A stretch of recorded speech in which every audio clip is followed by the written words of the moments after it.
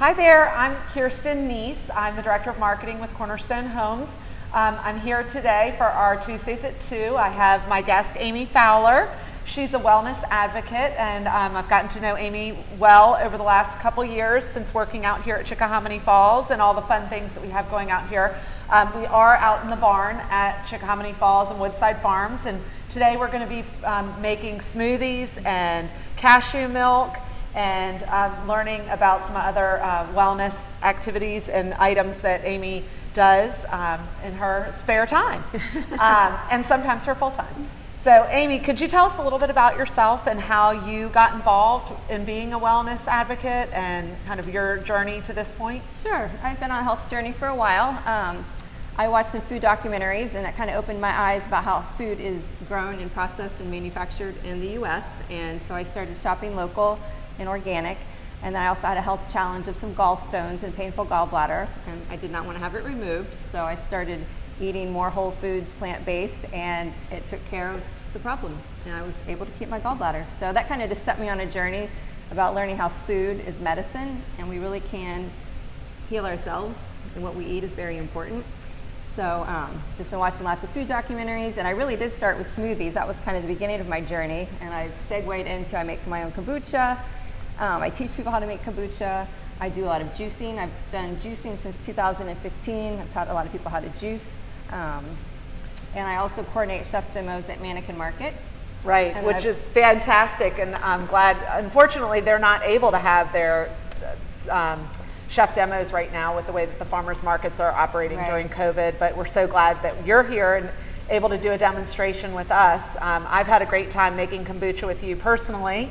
And probably wasn't as great at it as you were, but I need to get back in the swing of it because it really is such a tasty, refreshing, healthy drink. And it really is easy. And I've developed relationships with all the chefs that we did at Mannequin Market. So we've had some of them teach here, demos and classes here at Woodside Farms at Chickahominy too. So yeah, and really nice. It's great to be back here in the barn. We've all been locked up for a while, and it's fun. We just are back here with this chef demonstration. The farmers are back in the kitchen making escarole soup that they're processing from some extra items that they have. So it's fun that everybody's back in the swing here and kind of getting back into the groove. It smells delicious in there. It does, yeah. it does. Yep. We need smell-o-vision, right? Yeah, like we do. Emerald says. We do need smell-o-vision. So what are we going to get going with today? So today we're going to make a couple different smoothies, but we're going to start with learning how to make a non-dairy milk. So there's two different options. The one that I make the most is cashew milk. So I use raw whole cashews, not roasted, not salted, just raw cashews.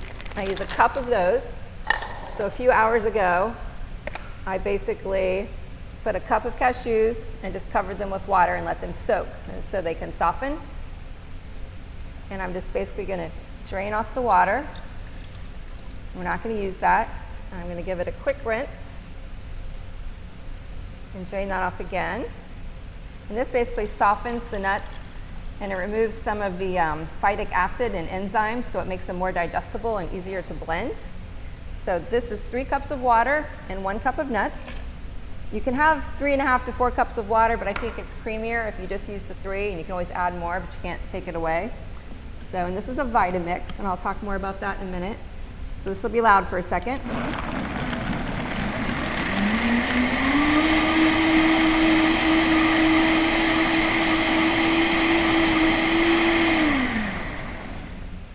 You basically just blend it for about 30 seconds or so.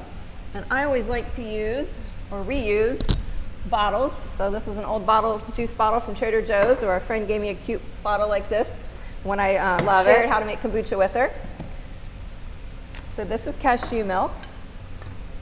And I'm going to pour off some because we don't need all of this for our smoothie.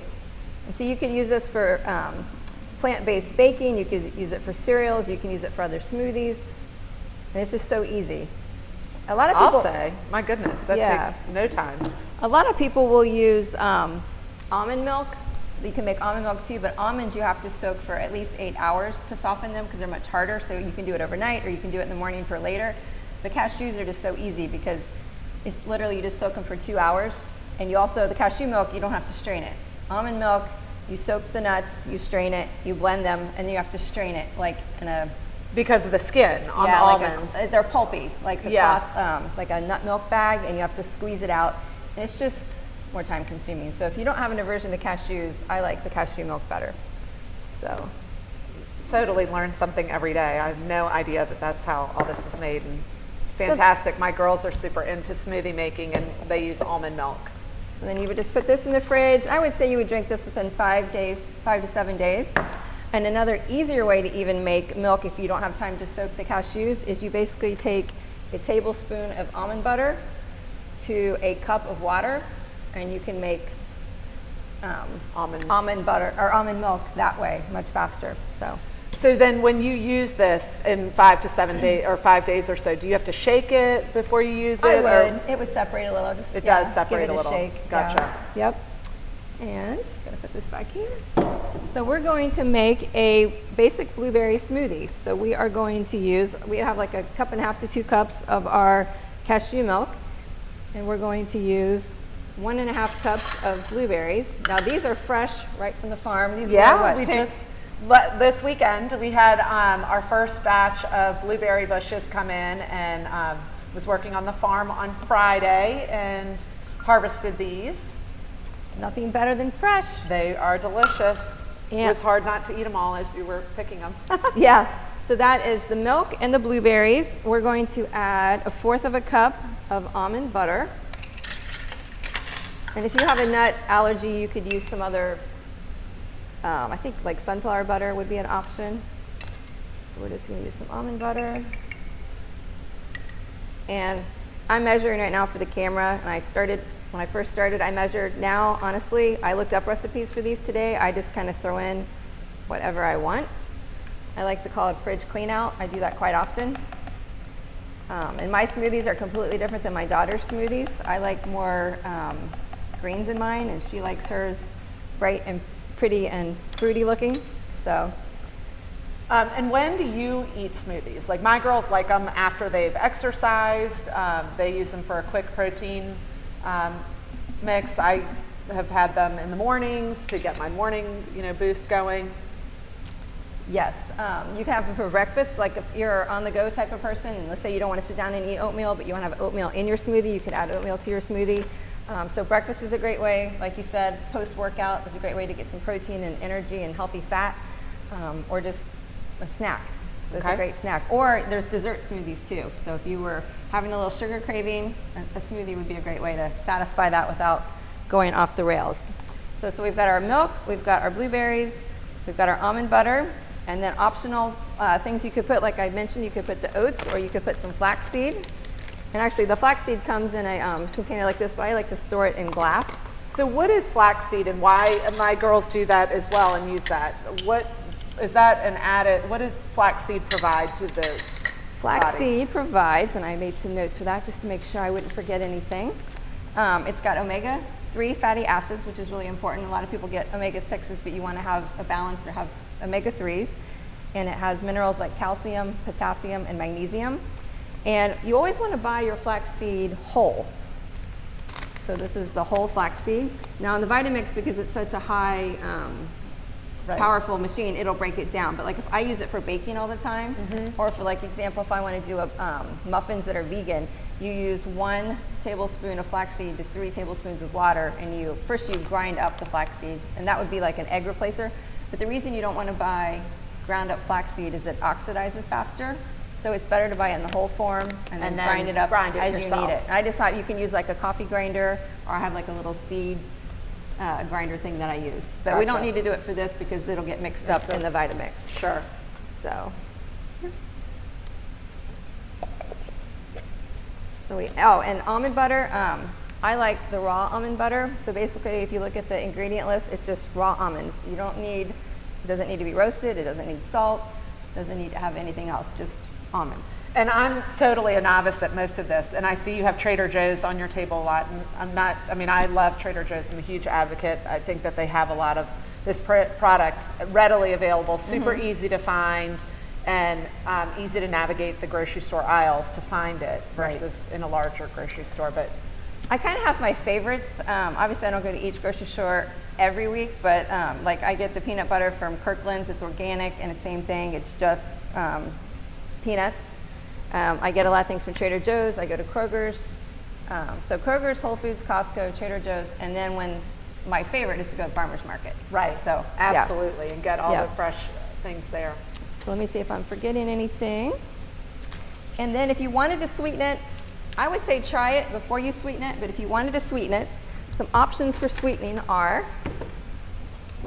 I would say the best is your local raw honey from your farmer's market. And this is one I just happen to have, which I believe you guys are doing some beekeeping here. Yep, we're started beekeeping and hopefully have some honey here available. I'm not 100% sure, but later this year. Okay. So that would be a great option. And I know people have been asking through our social media accounts, you know, when are we going to have honey ready? So as soon as we have it ready, we'll be sure to share. And they say that local raw honey is really good for seasonal allergies too. Yep. So that's an option. I like this organic maple syrup from Costco, so you could use that. Or you could even soak these dates, and these are pitted already. So if you were going to use dates that weren't pitted, you make sure to slice it and take the pit out because you wouldn't want to grind up the pit. So these are some options for some healthier sweeteners. You don't want to use white sugar or anything like that. Right. So, yeah. So we're going to try it without sweetening it. And then bananas. Oh yes, thank you. And the banana, and it calls for a banana. So I just threw it in the freezer, but I hate to waste food. So when your bananas are starting to get a little brown, it's great just to throw in a Ziploc bag and freeze them. Yep. And then you can use it for We have smoothies. that in our freezer pretty regularly. And the Vitamix is very high powered, so I can throw frozen bananas in there just like that. If you have a blender or some other blender that's not quite as powerful, you might want to slice them up smaller. And you usually want to put the frozen and heavier things on top. Always put the liquid in first, the base, and put the heavier thing on top, and it helps. Right. Push it down. Get the momentum going Yeah. and get it all incorporated.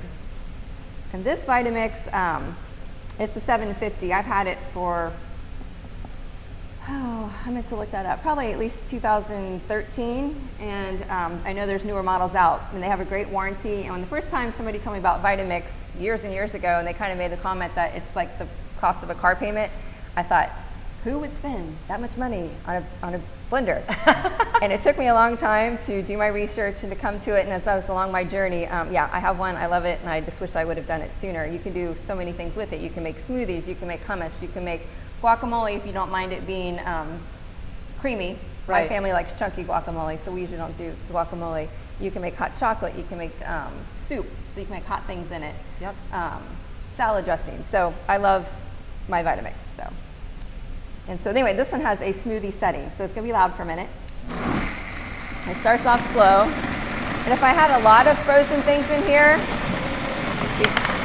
you would use the tamper. You take off the lid and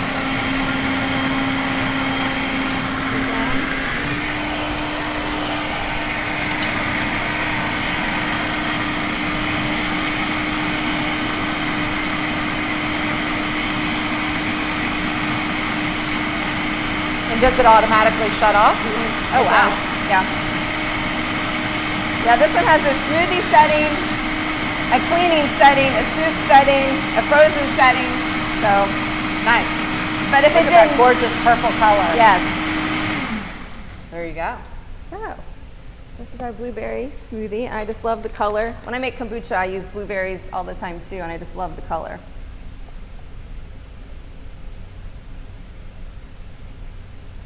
Gorgeous. Isn't that Looks pretty? so refreshing and Ta-da! delicious. And then you can make it fun. You can get these straws and these cute little lids at like Target or Walmart, and you can make it fun like that. Fantastic. So, if anybody wants to try, Yeah, I'm looking forward to it. beautiful color. Let's Can I see. just try? I'm going to try. Go for it. All right. Go for it. Tell me if you think it needs any sweetener. No, it's very sweet. It's Yeah? really good. Now, I like to add spinach or kale to my fruit smoothies. It will change the color. Right. And it won't be as pretty. So if you're trying to get your children or your husband into smoothies. This and is super kid friendly. You can taste some of the peanut butter or almond butter. Right. Some of the banana and then the blueberry, which So I is would great. say start, like, and same thing with juicing, is you can start sweet as you get into it, and your taste buds do completely change, and then you start to back off the fruit and you add more of the greens. Right. So it's more of a veggie smoothie. But yeah, this is great for a beginner. So, and if someone who's along their health journey, you just add some spinach or some kale to it. It might just change the color somewhat, so might not be as purple. And the spinach or kale is just going to add, the properties that green is going to provide you and help with boosting your immune system and exactly all the vitamin C and the iron and And smoothies have fiber, whereas juicing removes the fiber. So there's benefits to both. Juicing is great because it gives your digestive system a rest.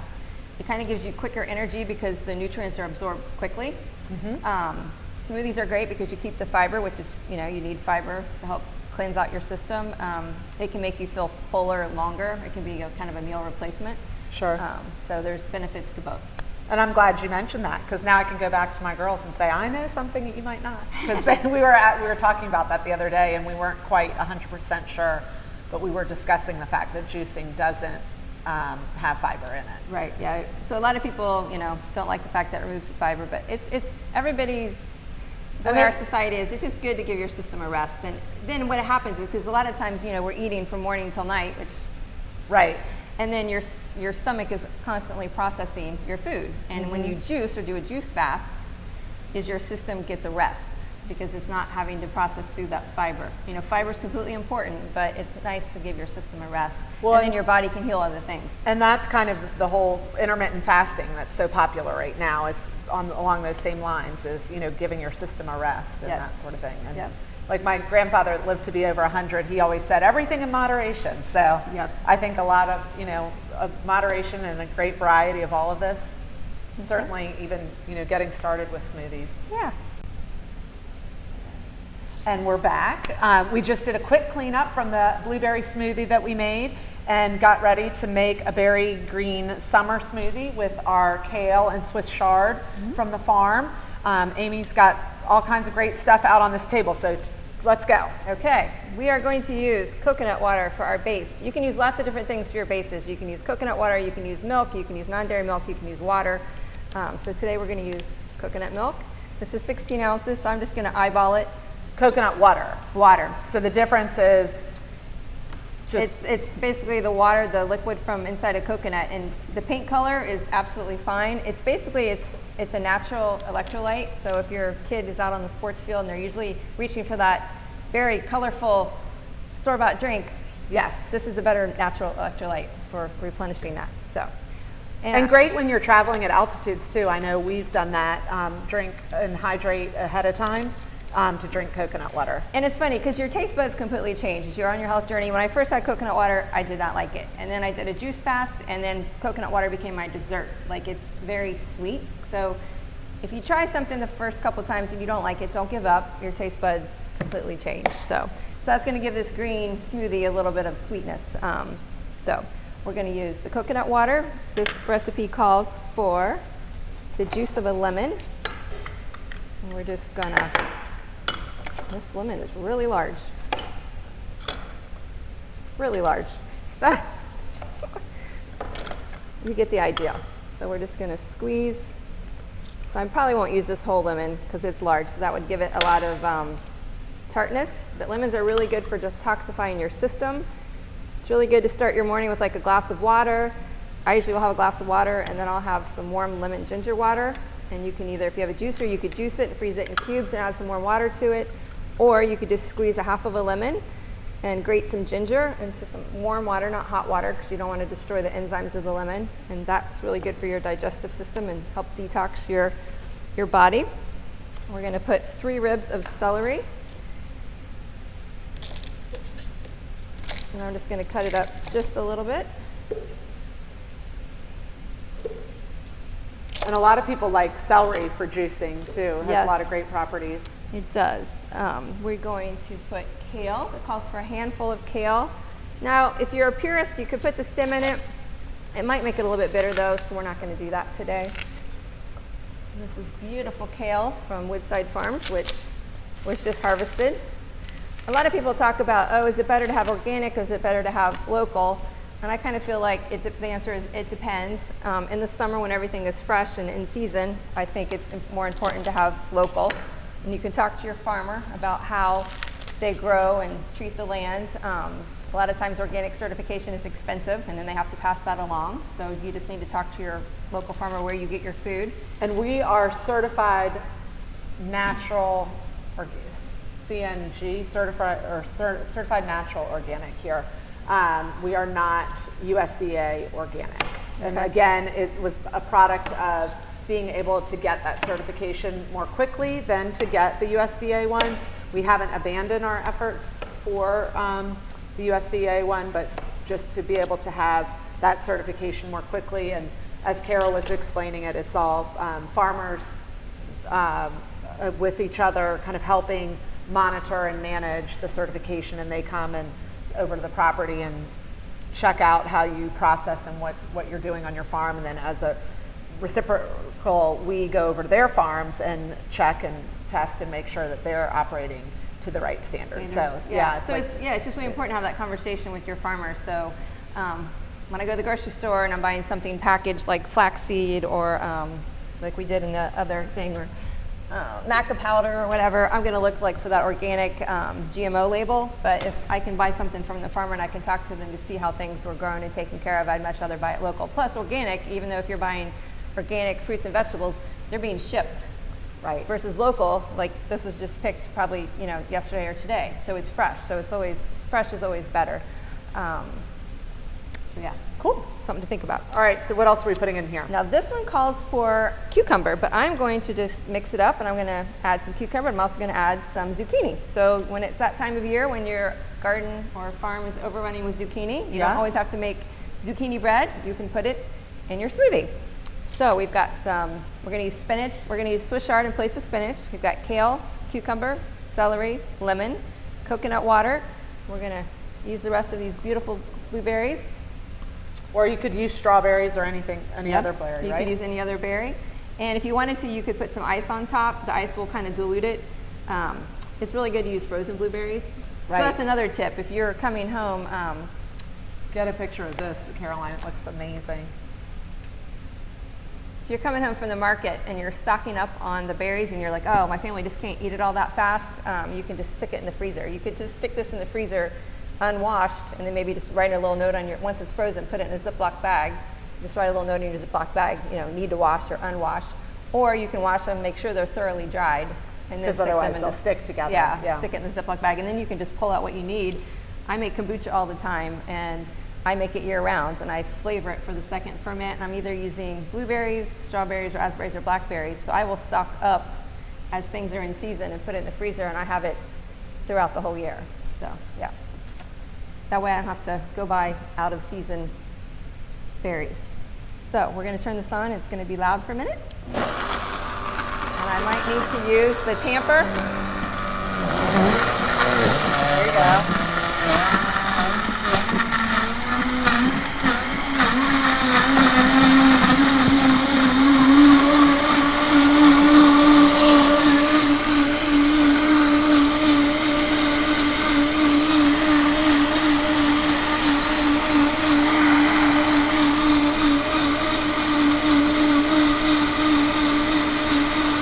Beautiful color again. Yes. This is a 64 ounce. It's the larger pitcher, but it still fits under your counter. Oh, which is nice. So when it's stacked, it'll sit under the counter. Because mine stays on my counter all the time. Yeah. This is really dark green. So if you were a beginner and wanted to have a green, it is really dark green. You might want to add like Popeye spinach green. Yeah, you might want to add a Granny Smith apple or a red apple. You might want to add some more fruit. So you can try this. And again, this is not super cold. I like my smoothies really cold because I like just the cold sensation of them. So again, if we wanted that, then ice or frozen fruit. Right. And you could add a frozen banana. The banana makes it creamy and kind of thick and also sweetness. And if you are, say, diabetic and you're trying to lower your sugar, you could do an avocado, which is funny because I adore avocados. I like avocado toast. I like guacamole. I like chocolate avocado pudding. I can just, cut it in half and eat it right out there with a little bit of salt and pepper. But for some reason, I don't really like avocados in my smoothie. Okay. I prefer bananas. So you just kind of go along your journey and figure out what you like and what you don't like. Right. Yeah. And that's the great thing. Like you're following a recipe, but it doesn't exactly have to be that way every time. And, you know, a handful of this, a little bit of that, you want it sweeter or you want it, you know, some other flavor. Well, I have to say I'm more of a beginner. I like the blueberry better than the green. Right. It is a little I can smell it. It's strong. pretty strong, yeah. Yeah, I'd probably put an apple in here, or even some mango might be kind of cool. Frozen Yes. mango might be good in there with the greens. There are lots of recipes that call for mango or pineapple. I was just trying to stick to ones that were going to be using local items. You know, obviously not the banana. Unfortunately, bananas and avocados aren't local to Virginia, but I was trying to, everything else is local. You could add some ginger root. I love to juice with ginger or cook and make smoothies with ginger. I also used doTERRA essential oils. The other day I made a juice and I was out of lemon, so I added a drop of lemon to my juice. Okay. So, you know, if it says it has a supplement fact on it for doTERRA, you can take those internally. And if you did that, well, also I was going to say it's got this cute little setup again, but some people are trying to avoid plastic, so you could use a stainless steel straw instead. Now, if the smoothie is thick, it might be kind of hard to get through there. But if you are going to use citrus oils internally, like in a drink, you want to make sure you use stainless because it will break down plastic. Oh, interesting. Yeah. Okay. So, well, this is great. So nice. And we were chatting before about milk because we made the cashew milk, and we forgot to talk about that a little bit more. Here at Woodside Farms, we've started carrying Creambrook unpasteurized raw milk from Creambrook Farms, and are a milk distributor for them. And so Amy and I were chatting during the break about the differences between pasteurized milk, cashew milk, almond milk, coconut milk, you know, and regular milk. Right. So if you can just describe a little bit for us and our viewers what pasteurized raw milk or pasteurized milk that we get in the grocery store versus raw milk, and kind of the differences. And I know your family likes the raw milk. Yes, my dad loves the raw milk. We've had a raw milk herd share for probably 4 or 5 years now, and basically it's not pasteurized. The milk that you buy in the grocery store is pasteurized, so it's heated because it has to have a longer shelf life, stable, for safety reasons. But if you have a relationship with the farmer, you can get the raw milk, and they call it complete food because it contains all of its natural enzymes, fatty acids, vitamins, and minerals. It's whole milk. Obviously it's not skim, but it's whole. And it's just much thicker and richer. It just tastes better. Yeah, right. Much better. And I was showing the non-dairy milk for people who are either lactose or intolerant, or who just choose to eat plant-based. So you can use your base in your smoothie lots of different ways. But yeah, which is fantastic. It's so great. That's what I love about smoothies, is they're so versatile, and you can put so many different things in them, and have extra of something and just throw it in there and change it up. You know, you have to kind of know what your sweeteners are, what your bases are, and if you need some added protein in there, what you can add in for that. And you can add spices like cinnamon. Cinnamon is supposed to be help lower your blood sugar or keep your blood sugar level constant. So cinnamon's a good one. If you like you make this big batch of smoothie and you're like, oh, I don't want all that right now, is you can put it in the glass mason jars. And just a little tip is you can freeze in these straight-sided mason jars, this size and this size. So I usually will just fill it up, leave about 1 inch. I'll put it in the freezer, I'll let it freeze, and then I'll put the lid on it. Don't freeze in the larger size. I did that with veggie chili once, and nice big crack down the thing. Your ball container has a little handy guide out here on which ones you can freeze. And you don't want to freeze with the ones that have the narrow neck, because it's kind of like a shoulder, and that could crack. And it cracks easily. So I just hate to waste food. So also, you can do this with spinach. You probably could do it with kale and chard too. So if you get a big batch and you have too much, you could wash it and dry it and freeze it. And then you can just pull chunks off out of your Ziploc bag. And that would be another way to have your smoothie be cold. Oh, nice. Without watering it down. And my favorite thing, and my kids actually, these would make the most gigantic kale chips ever, but my family loves them. And I literally just break it off and lay it on a cookie sheet, drizzle it with some olive oil, salt and pepper, and bake it at a high temperature for not very long, until it just starts to brown and crackle. And it's delicious chip or green with dinner, and we love that. So there's all kinds of books out there. This is my little library, but you can obviously find everything online.